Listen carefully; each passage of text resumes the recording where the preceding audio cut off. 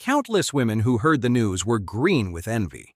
Everyone was wondering who the lucky woman was, the one whose man would drop millions in a single night to book the entire Sky Garden just to show her how much he loved her.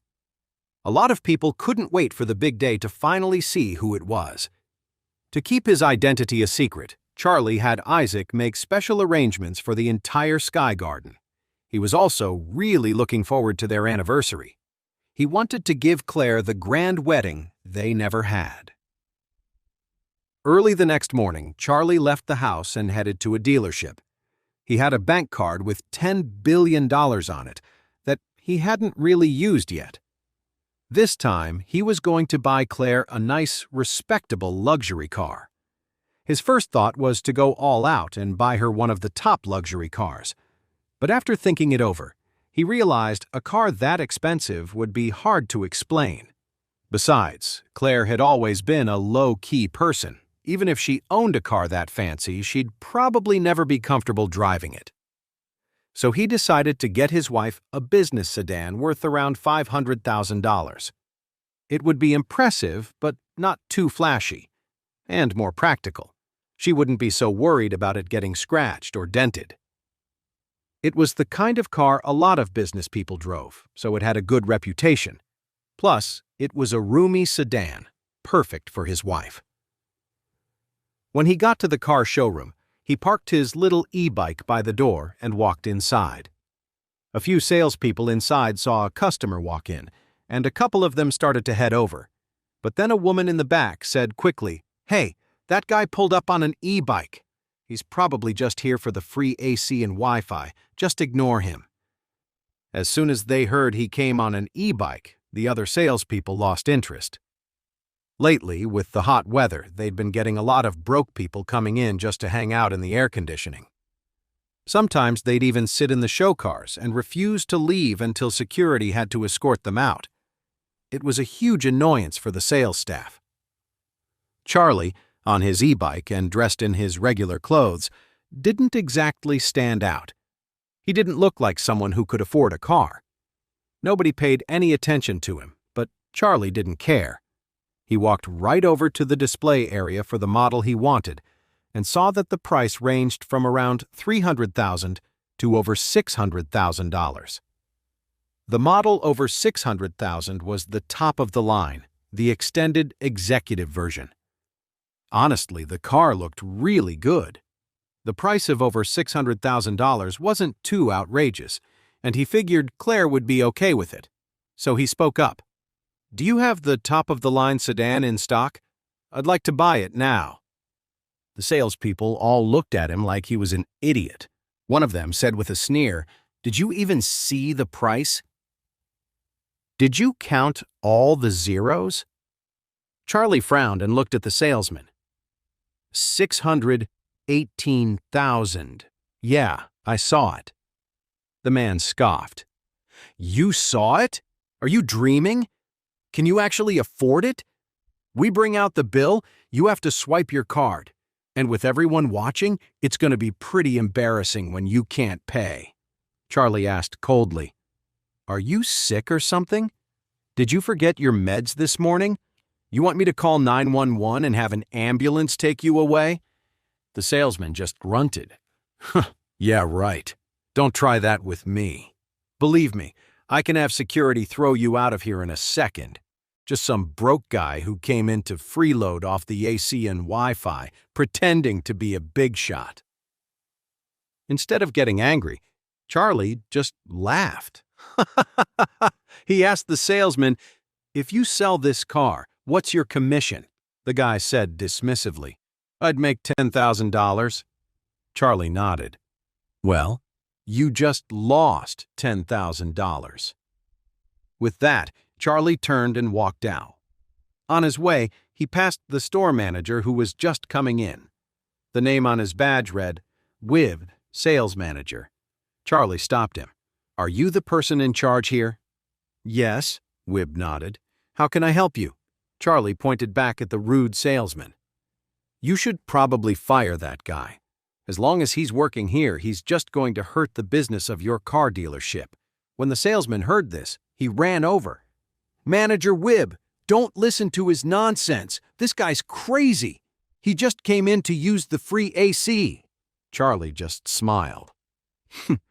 "If I'm just a bum, you'll see." After saying that, he walked out and went straight to the showroom next door.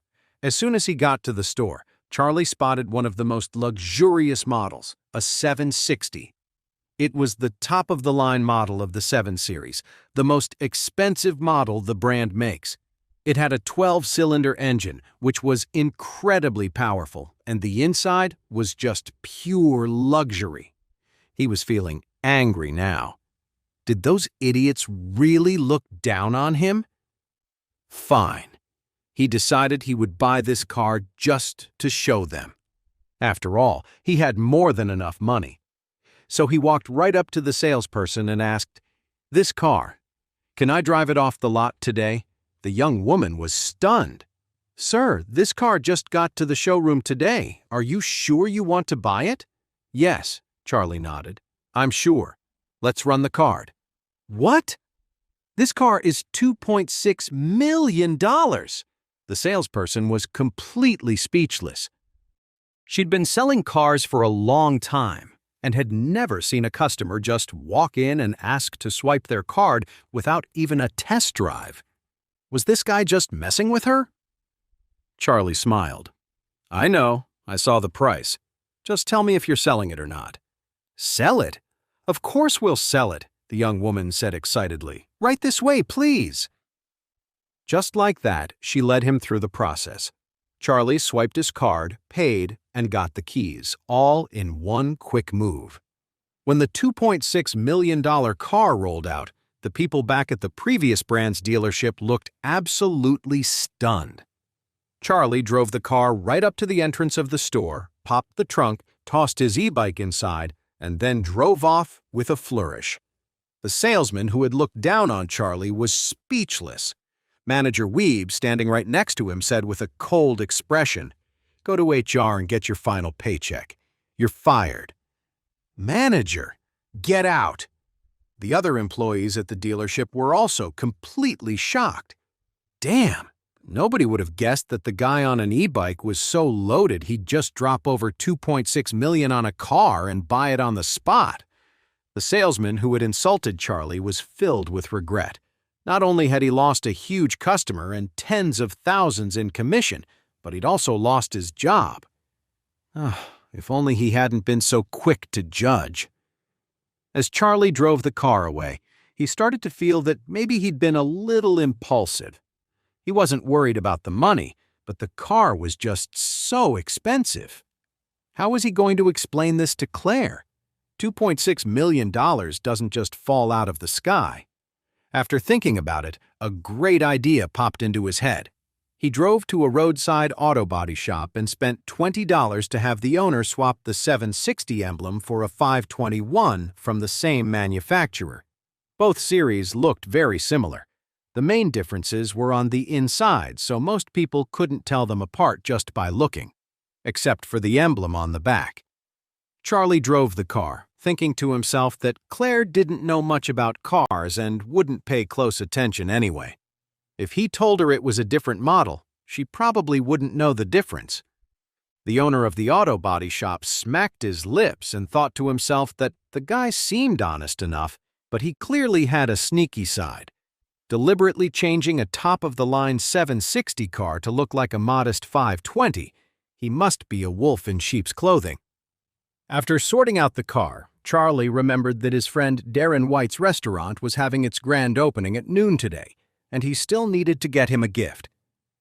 He remembered how Darren was the only classmate who was ever really good to him back in college, so he drove straight to a large art consignment shop and spent $200,000 on an early painting by an early American artist named Harvey Pike. Harvey Pike wasn't very famous, so most people wouldn't recognize his work. He bought the old painting for 2 reasons. First, he wanted to give Darren a meaningful, substantial gift. But second, he didn't want anyone else to know how much the painting was actually worth. He figured if anyone asked, he could just play it off and say it only cost a few $1,000s. By the time he bought the painting, it was almost noon. Charlie called his wife, Claire, and told her he would pick her and Elsa up from the Emgrand group. When he pulled up, Claire saw that Charlie was actually driving a new car. She stared at Charlie, dumbfounded, and asked in shock, "Where did this car come from?" Charlie smiled. "I bought it, for you." "You bought it?" Claire was even more surprised. "Where did you get the money?" "From my personal savings," Charlie said. "Look, I've been with the Wilson family for so long, and I didn't spend a dime when we got married. All these years I've eaten their food, lived in their house, and used their stuff. Is it really so strange that I managed to save up some money of my own?" Claire replied, "But if you saved money, you should have kept it. Why would you buy such an expensive car? This must have cost $400,000. Charlie smiled and said, "You're my wife. If I'm not going to spend my savings on you, who would I spend it on? Besides, you're a director now and you don't have a car. It doesn't look professional and people will talk." At this time, Elsa also chimed in. "Claire, you really do need a car for work. This one is perfect for you. Charlie is obviously thinking about you, so you should be happy." Claire nodded, very moved. "Charlie, thank you."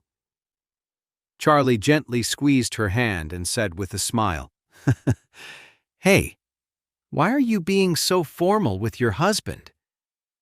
After speaking, he turned to both of them and said, "Let's head straight to Darren's restaurant." Claire quickly asked, "Did you get him a gift?"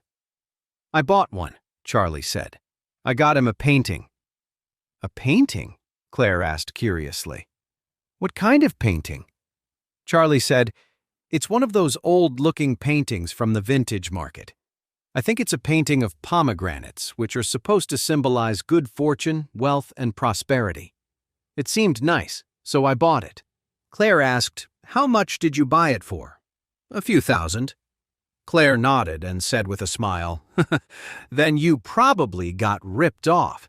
You can't buy any real ancient paintings for just a few $1,000s. Charlie said with a smile, "It doesn't matter. It's the thought that counts. The gesture is what's important." Claire nodded in agreement and said, "You're right. It's the sentiment that matters. Let's go straight to the restaurant now."